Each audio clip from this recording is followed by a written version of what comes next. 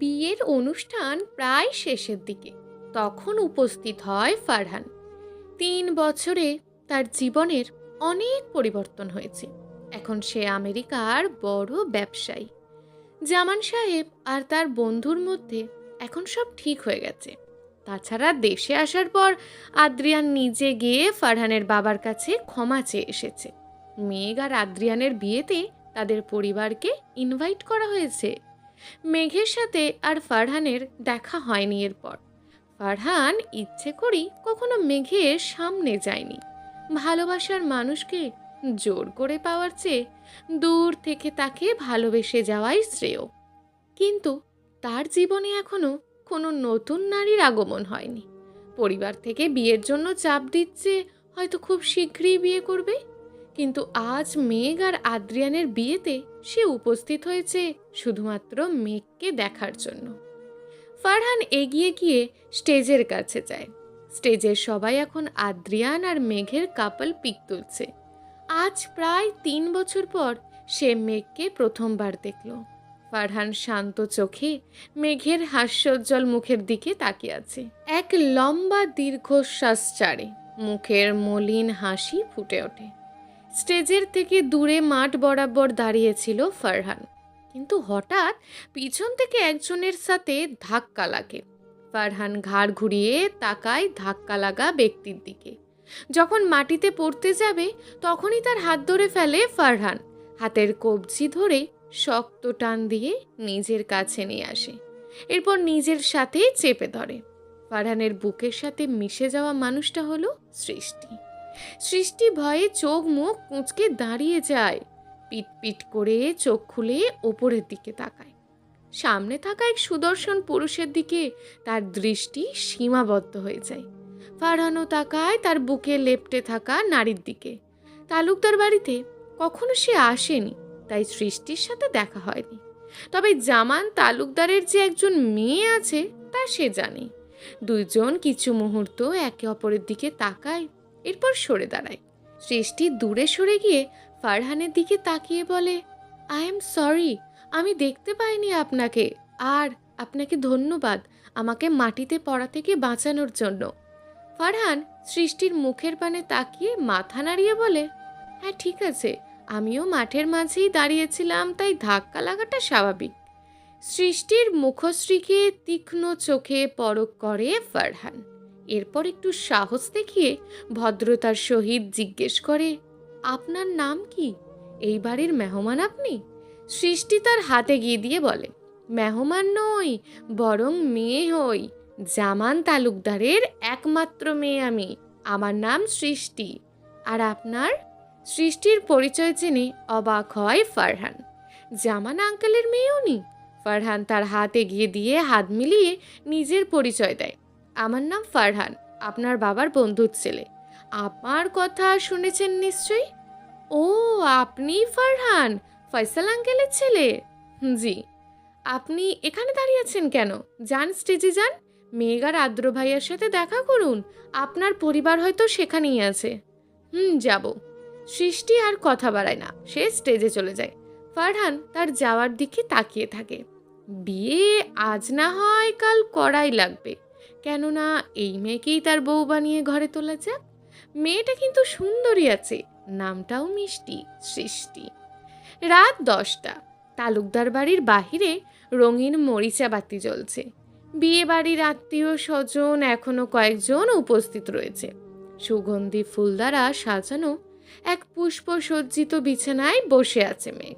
তার পরনে লাল বেনারসি শাড়ি, ওড়না দিয়ে ঘোমটা দেওয়া। বিছানার মাঝ বরাবর বসে আছে সে, মুখে লজ্জা আর মনে ভয়।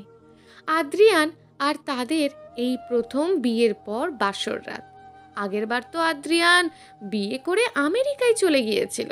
পুরনো দিনের তিক্ত স্মৃতির কথা আর মনে করতে চায় না মেঘ। আজ প্রথম সে আর আদ্রিয়ান একসাথে থাকবে এমন নয়, কিন্তু তবুও তার ভয় করছে। অজানা ভয় বা লজ্জা তাকে ঘিরে ধরেছে। ঘরের দরজার সামনে বিরক্ত নিয়ে দাঁড়িয়ে আছে আদ্রিয়ান। তার সামনে কয়েকজন বাচ্চা মেয়ে, যাদের বয়স 16 থেকে 18 বছর হবে।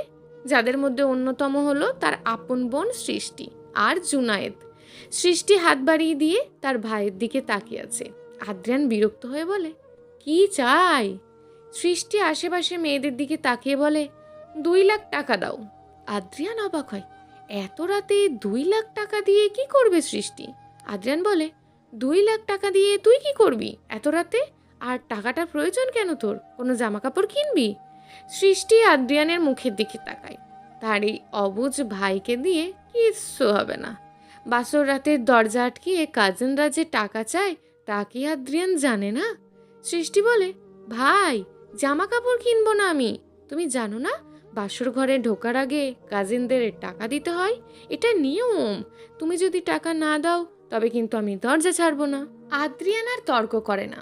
তার পকেটে থাকা 1080 মতন টাকা সৃষ্টিকে দেয়।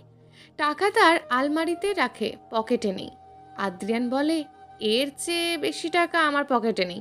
যদি প্রয়োজন হয় তবে আলমারি থেকে নিয়ে যা। কিন্তু সৃষ্টি আর আলমারি থেকে টাকা নিল না, বরং 80,000 টাকা নিয়ে দরজা থেকে সরে দাঁড়ালো। কাজিনরা সকলে চলে যায় রুমের বাহির থেকে। আদ্রিয়ান স্বস্তির নিঃশ্বাস ছেড়ে রুমের ভেতরে ঢোকে। রুমে প্রবেশ করে দরজা বন্ধ করে দেয়। আদ্রিয়ানের পায়ের শব্দে মেঘ নড়ে চড়ে ওঠে। বিছানা গুটিসুটি মেরে বসে থাকে। তার বুকের ভিতর টিপ টিপ করছে, অজানা এক জড়তায় তাকে গ্রাস করেছে। আদ্রিয়ান মেঘের দিকে তাকায়, মৃদু হাসে। প্রথমে বিছানায় না গিয়ে আলমারির কাছে যায়। ড্রয়ার থেকে 20 লাখের মতন টাকা আর পুরানো 2 জোড়া ইয়াররিং বের করে নিয়ে আসে। ধীর পায়ে হেঁটে এসে বিছানার দিকে এগিয়ে আসে। তবে তার আগেই মেঘ বিছানা থেকে উঠে দাঁড়ায়, ফ্লোরে নেমে আদ্রিয়ানের কাছে যায়। হাঁটু গেড়ে আদ্রিয়ানের পায়ের কাছে বসে সালাম করবে, তখনই আদ্রিয়ান তার হাত ধরে ফেলে। কোনো কথা না বলে ওর এক হাতে কোমর আর টাকা ধরে অন্য হাতে মেঘের পা ধরে কোলে নিয়ে যায়। হঠাৎ আদ্রিয়ানের এমন কাজে মেঘ অবাক হয়ে যায়। চোখ বড় বড় করে তাকায়। মুখের ঘোমটাটাও এখনো সরানো হয়নি। মেঘ মাথা অবধি ঢাকা ঘোমটার আড়াল থেকেই বলে ওঠে, আদ্রিয়ান, কি করছেন? কোলে কেন ওঠালেন আমায়? কোনো প্রশ্নের উত্তর দিল না আদ্রিয়ান। কোলে করে রুমের দরজা খুলে বের হয়ে যায়। বাড়ির মানুষজন এখন সারাদিন বিয়ের অনুষ্ঠান করে টায়ার্ড। তারা রুমে গিয়ে ঘুমিয়ে পড়েছে। আর অন্যরা ড্রয়িং রুমে বসে আড্ডা দিচ্ছে। সিঁড়ি বেয়ে ছাদের উপরে উঠে যায় আদ্রিয়ান। তার কোলে মেঘ। ছাদের দরজা ভিতর থেকে লাগিয়ে দেয়। এরপর মেঘকে নিয়ে বসায় এক উঁচু জায়গার ওপর। মেঘ অবাক হয়ে বসে যায়। রাতের আকাশে মিটমিট করে জ্বলছে তারা। চারপাশের পরিবেশ এখন ভীষণ শান্ত।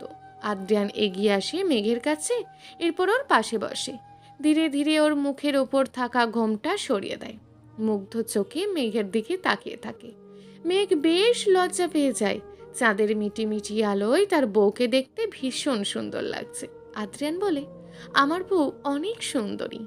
আদ্রিয়ানের কথায় মেঘ লজ্জায় নেতিয়ে পড়ে। চিবুকের ওপর হাত দিয়ে উঁচু করে ধরে আদ্রিয়ান। এরপর ঠোঁট এগিয়ে নিয়ে ছুঁয়ে দেয় মেঘের কপালে। শব্দ করে চুমু খায় তার বউকে। এরপর তার পকেটে থাকা টাকার বান্ডিল এগিয়ে দেয় মেঘের হাতে আর বলে, এই নাও মেঘ, তোমার মোহরানার টাকা। যদিও অনেক দেরি হয়ে গেছে, বিয়ের প্রায় 12 বছর হয়ে গেল। মেঘ টাকা হাতে নিয়ে আদ্রিয়ানের মুখের দিকে তাকায় আর তার হাতে থাকা পুরনো একজোড়া কানের দুল দেখায় মেঘকে। বেশ পুরাতন ডিজাইন, কিন্তু নতুন রং করা। মেঘ বলে, এই ইয়াররিং কেন দিলেন আমায়? অনেক পুরাতন দুল তো। অনেক পুরাতন, প্রায় 12 বছর আগে কেনা। তোমার জন্য কিনেছিলাম। মেঘ অবাক হয়ে বলে, 12 বছর? এত আগে কেন কিনেছিলেন আপনি? তখন তো আমার সাথে আপনার দেখাই হয়নি। জানি। আব্বু যখন তোমার সাথে আমার বিয়ে ঠিক করেছিল, তখন আমি আমার জমানো টাকা দিয়ে এই একজোড়া ইয়াররিং কিনেছিলাম। মেঘ আদ্রিয়ানের দিকে তাকিয়ে মুচকি হাসে। বিয়ের জন্য আগে থেকেই মেঘ কানের দুল পরেছিল, তাই এই দুল পরার সম্ভব হয়নি। আদ্রিয়ান বলে, মেঘ, অনেক ভালোবাসি তোমায়। আই লাভ ইউ মেঘ। মেঘ মুচকি হেসে উত্তর দেয়, আই লাভ ইউ টু।